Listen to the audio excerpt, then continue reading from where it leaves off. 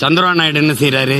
தமிழை செம்மரக்கட்டையை வெட்ட வர்றான், கடத்த வர்றான்னு எங்களை திருட்டு போட்டம் கட்டி சுட்டு போடுறாரு. இவர் என்ன பண்றாரு? ஒரிசால என்ன சொல்றாரு? உங்க கார்த்திகை பாண்டியன் உங்க தமிழன்ட்ட நாட்டை கொடுக்க போறீங்களா?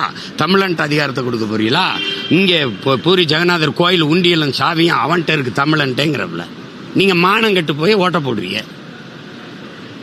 நான் என்ன கேட்கிறேன், இது நீங்க வீர திருமகன், நீங்க நாட்டின் பெரிய மதிப்புமிக்க தலைவர், இந்த ஊர்ல ஒரு தடவை சொல்லுங்க, இங்க நின்று சொல்லுங்க. அதையே தமிழர்கள் பீகாரியரை ரொம்ப துன்புறுத்துறீங்க நீங்க ஒரு தடவை பேசுங்கன்ற.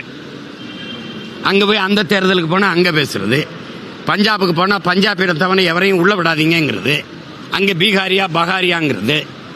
ஆனா இங்க எங்களை இந்தியன் எப்படி இருக்கு இருக்கிறார்கள். ஆனால் மாண்புமிகு பிரதமர் அவர்கள் பீகார்ல வாக்கரசியலுக்காக அங்கே போய் நாடகத்தை நடத்தி இருக்கிறார்.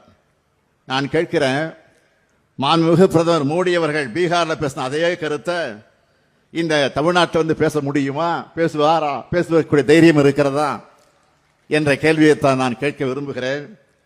ஆக யார் என்ன சதி செஞ்சாலும்